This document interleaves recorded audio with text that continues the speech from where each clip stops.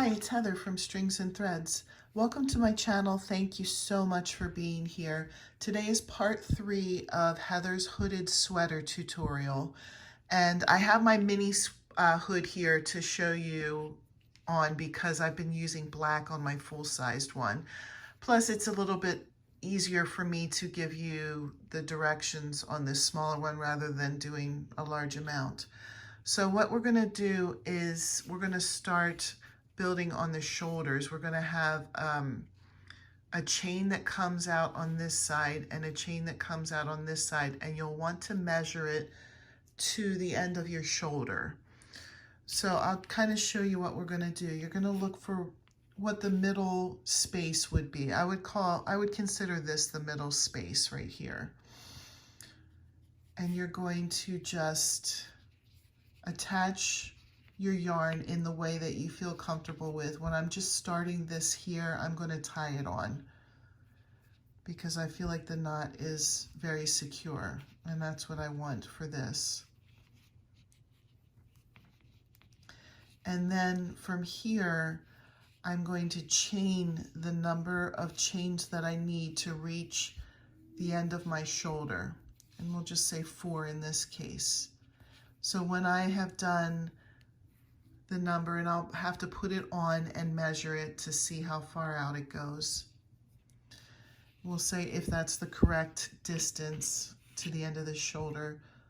I'll just cut and finish that there. And I'll leave a tail. And what I am going to do with this tail is I'm going to crochet the tail in so that this chain will stay nice and secure and not come out. And now I'll just do the same thing on the other side, where I find right about where the middle is, and you can line it up with where you have this one. So I'll say, okay, the middle is right here on this one. And I'm going to tie the yarn on at this spot.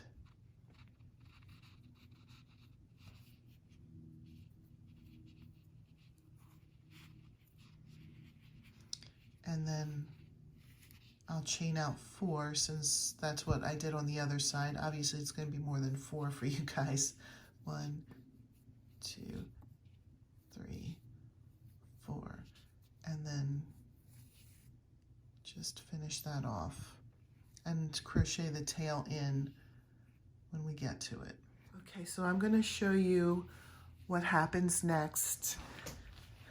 You're going to, on one of the sides, attach the yarn that you're using to make the sweater, and in the chains you're going to put 3 double crochets in the first chain, skip a chain, put 3 double crochets in the next chain. This is the same pattern that we did for the hood, skip a chain.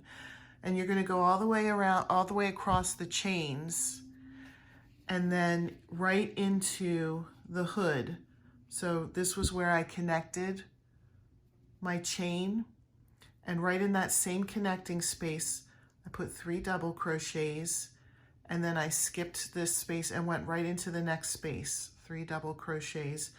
And you're gonna work this in rows. So I did this all the way across, excuse me, and then I turned and went the other direction. Turned and went the other directions. Now I do have stripes in mine, so I just continued the stripe pattern.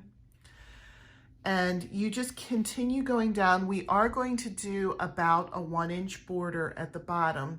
So make it as long as you would like it to be, minus a 1-inch border, which we'll put on last. So factor that in when you do how long you want it to be. I have not done the back side of this yet.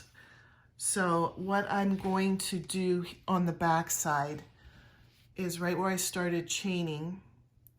I will go right into this stitch, and then I'll chain 3, and then I will start the pattern on this side. I'll put 3 double crochets in the space, in the first space, 3, and then 3 double crochets in the next space all the way across. And then when I get to the back of the hood here, I will probably continue in this same space, put another 3 double crochets, 3 double crochets, 3 double crochets in each stitch. And then when you come across to the end of the hood, just continue that pattern, 3 double crochets in each space. And then you're going to work the back down the same way. We are not joining on the sides. You're just working in rows. When you get to the end of the row, you turn and chain and do your next row. I didn't have time this week to make it as long as I would like to, but I wanted you to see the idea of how we're building length here. It is not attached on the sides yet. That's something we're gonna do in the next video. But I started working length in the back and length in the front, and you want it to be as long as you want it to be, minus about an inch for the bottom edging. Okay, so mine's definitely not as long. I'm way too old and heavy to wear a belly shirt, so this is not as long as I want it to be, but